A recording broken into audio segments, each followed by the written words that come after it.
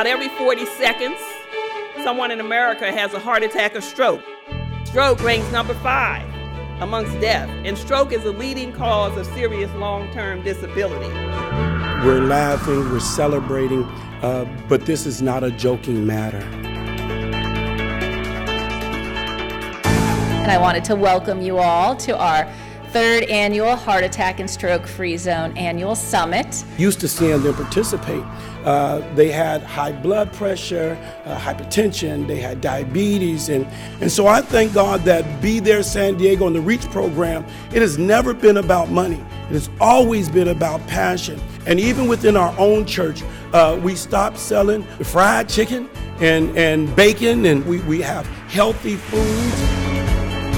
When you've seen someone young, the breadwinner of a family, have a stroke, it doesn't only affect them, it affects the whole family.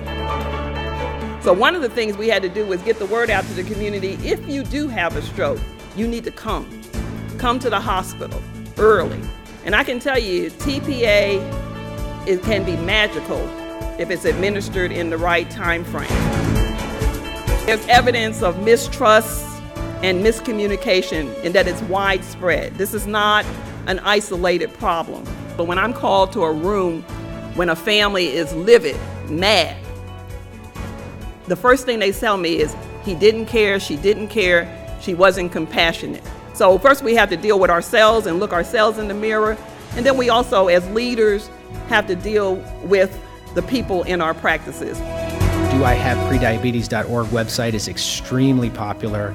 And again, we've got a lot of good information for people who are at risk, where they can go there themselves, or you can use this as a clinical resource. We have embarked on sort of embracing a group of best practices surrounding the following issues: undiagnosed hypertension and self-monitored blood pressure, team-based care, the growing challenge of prediabetes. At Sharp Daily, we have 47,000 patients diagnosed with hypertension. The philosophy, as all of us have, is that we are trying to really make sure that patients take ownership of their health. And basically, every patient who's enrolled in the program receives daily messages around exercise, diet, medications. We have about 65,000 patients, 275,000 visits.